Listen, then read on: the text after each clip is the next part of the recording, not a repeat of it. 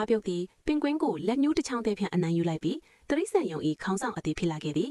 ထို့နောက်ဖားပြုတ်သည်တရိษံလေးများကိုစတင်အနိုင်ကျင့်တော်သည်သူသည်မြောက်၏ငတ်ပြောသည်ကိုလူယူပြီးစင်ကိုလည်းသူ့အတွက်ကြွမ်းပါကစားခိုင်းခဲ့သည်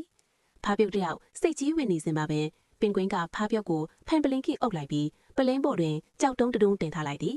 ပင်ကွင်းသည်တရားမျှတမှုဆိုင်ရာကြေညာချက်ကိုစတင်ဖတ်ကြားနေခဲ့တော်လဲဖားပြုတ်သည်အပေါင်းဖောက်နိုင်တိုင်ကိုသူမသိခဲ့ပြီပင်ကွင်းသည်ထပ်မံ၍အရှုံးပေးလိုက်ရပြန်သည်လီမာမြောက်ကဖားပြုတ်ကိုသူ့၏လက်အောက်ငယ်သားအဖြစ်တင်သွင်းရှင်တော်လဲဖားပြုတ်ကညင်းပယ်ခဲ့သည်ဖားပြုတ်သည်လီမာကိုစတင်တိုက်ခိုက်ချိန်တွင်ပင်ကွင်းသည်အသစ်တည်ထွင်ထားသောကာကွယ်ရေးဝတ်စုံကိုဝတ်ဆင်၍အရေးကြီးသောအချိန်တွင်ရောက်ရှိလာခဲ့သည်ဖားပြုတ်သည်ပင်ကွင်းကိုတိုက်ခိုက်ခဲ့တော်လဲယခုတစ်ချိန်တွင်ပင်ကွင်းသည်လဲမကျသွားခဲ့ပြီဖားပြုတ်သည်ထပ်ပြေးရန်ကြိုးစားတော်လဲပင်ကွင်း၏ဖမ်းဆီးခြင်းကိုခံလိုက်ရသည်ထိုအခါမှဖားပြုတ်ကပင်ကွင်းကိုရှင်းပြခဲ့သည်မှာ